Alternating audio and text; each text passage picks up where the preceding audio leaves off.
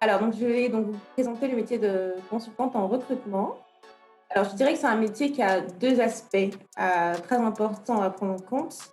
On a à la fois le métier donc, enfin la le volet recrutement qui coule de source quand on entend le métier de consultant de recrutement. Donc il s'agit de trouver les bons candidats pour un poste donné. Mais il y a également un aspect plus commercial qui consiste à aller donc, trouver des clients, donc qui auront besoin de recruter des personnes, tout simplement.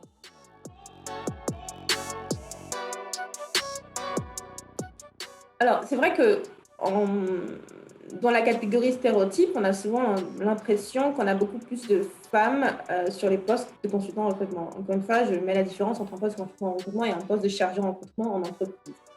La plupart des environnements dans lesquels j'ai évolué, c'était principalement masculin. Alors aujourd'hui, je sais qu'il existe plusieurs formations qui sont, orientées donc, RH ou même recrutement directement. Après, je pense que ce métier honnêtement, il y a pas vraiment besoin d'avoir un background, dans un domaine précis. Parce que c'est vraiment, j'ai eu pas mal de collègues autour de moi qui venaient de milieux complètement différents, mais qui réussissent on va dire, à exercer ce métier de manière assez bien parce que ça demande plutôt des qualités humaines avant tout, plutôt que des compétences, purement techniques. Complètement. D'ailleurs, oui, il y a eu plusieurs expériences dans ce cas de figure. Par exemple, il y a des cabinets, pour lesquels j'ai travaillé qui demandaient des personnes qui venaient du métier parce qu'ils étaient mieux à même de parler de ce qu'ils connaissaient, d'un point de vue, fonctionnel, pour ensuite aller cibler les bons candidats ou même parler à un client par rapport à un domaine dans lequel ils exerçaient tous les 2. Donc oui, il peut avoir cet aspect-là, donc quelqu'un qui vient, du métier, qui ensuite, évolue sur un poste de consultant en recrutement ou alors qui a fait une formation en recrutement et qui se spécialise sur un secteur d'activité.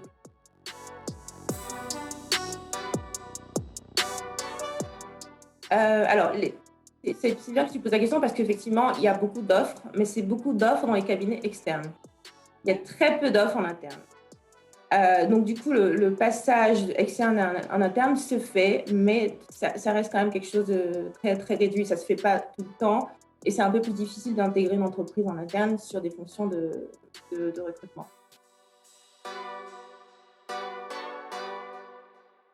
Le poste de consultante en recrutement, c'est clairement pas un métier social. On n'est pas là pour aider les gens à trouver leur job de leur rêve, hein, même si on est ravis si ça se passe. Mais l'idée, c'est avant tout très orienté business. C'est-à-dire qu'on est là pour faire le plus de placements possible. Parce que c'est aussi des conditions salariales, en fait, quand on est consultant en recrutement.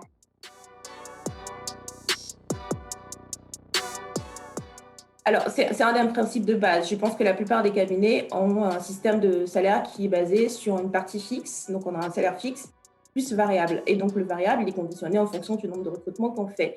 Donc ce qui incite les gens à en faire plus. Donc plus tu fais du recrutement, plus tu fais de placements, plus tu fais de deals et plus tu as de l'argent à la fin du mois. Donc, enfin, voilà, donc ça, clairement, quand on a un métier qui est conditionné comme ça par rapport à ton salaire, je pense, à mon avis en tout cas, que ça peut avoir un impact aussi sur, la manière dont on exerce le métier. C'est ça.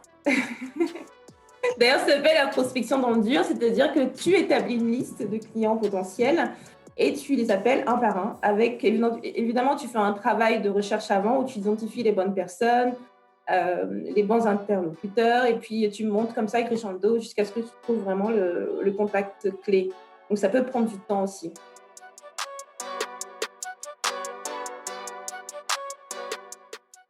Alors oui, en dehors, oui, du fait qu'il faut être à l'écoute, je dirais que, enfin, il faut avoir une sorte de persistance. Il faut avoir une sorte de consistance dans ce qu'on fait, dans son travail.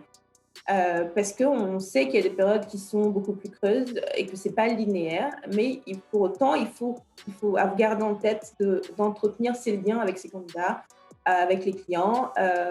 Voilà, quelque part, une sorte de force mentale qui te permet de pouvoir tenir ces moments assez difficiles. Des relations humaines, tout simplement, parce que c'est quand même des rapports humains qu'on a au quotidien. Donc pour moi, ce sont vraiment les qualités les plus importantes sur ce poste. Exactement. Et ça, c'est vraiment la partie la plus challengeante pour moi parce que c'est assez satisfaisant d'arriver à expliquer à un client que, OK, ce candidat-là, il répond pas à tous les critères qui sont définis sur la fiche de poste, mais croyez-moi, je pense que c'est exactement ce que vous recherchez parce qu'il a telle autre compétence, en fait, qui sont peut-être pas voilà, flagrantes tout de suite. Donc, c'est aussi notre rôle, en fait, de à la fois, on va dire, éduquer entre guillemets le client par rapport à son besoin initial, en lui présentant des profils qui répondent pas tout à fait à la fiche de poste, mais qui peuvent très bien, avec un petit peu de coaching et un petit peu de temps, très bien pouvoir au poste. Donc voilà, donc il y a quand même cette flexibilité qui est possible. Alors, comment ça se passe? C'est qu'effectivement, il y a un système de shortlist. On va présenter donc, par exemple, 3 candidats, par rapport au poste qui est défini. Le client les rencontre, ces candidats. C'est que la décision finalement revient au client. Donc, il les rencontre, imaginons qu'il fait son choix, il décide d'embaucher une personne et que ça ne se passe pas bien. Donc là, je dirais que c'est comme dans tout contrat. Au bout d'un moment, il y a une période d'essai qui permet de savoir si le candidat ou pas répond à nos attentes. Euh, Aussi, on signe des clauses en fait qui permettent de nous, on s'engage à trouver une autre personne, par exemple pendant la période d'essai, pour remplacer le candidat qui ne correspond pas au poste. Donc voilà, il y a des arrangements qui se font de manière contractuelle. Ça peut être de 2 mois ou de 3 mois ou de 6 mois. Mais c'est assez clair. C'est soit un remplacement du candidat, soit c'est un remboursement aussi, dans certains cas, des fees, en tout cas qui ont été fournis en fait, par le client. Donc ça fait vraiment partie des clauses du contrat.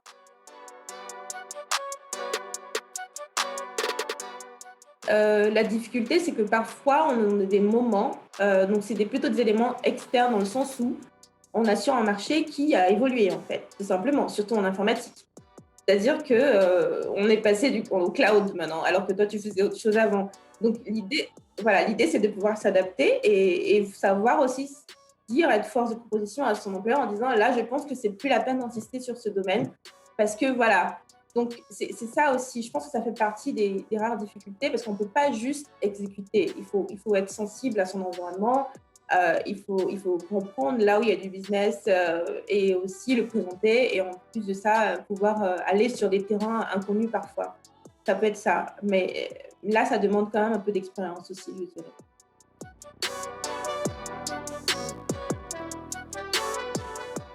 Alors, je pense que ça fait partie des évolutions du poste. À mon sens, le fait de devenir freelance, après passer plusieurs années en tant que consultant en recrutement, euh, en France, c'est relativement simple, en tout cas là, d'un point de vue administratif, de basculer côté freelance, et de pouvoir essayer. C'est important aussi ce que tu dis parce que les clients nous font confiance, donc on a une sorte de crédibilité en démarrant. On peut très bien exercer ce métier-là parce que quand on est consultant en recrutement au sein d'une entreprise, on est déjà un petit peu freelance au sein d'une entreprise. On gère toute son activité tout seul de A à Z. Donc finalement, le statut, il est différent parce on le fait pour nous. Donc pour moi, c'est vraiment une évolution possible d'être freelance en recrutement quand on est consultant en recrutement.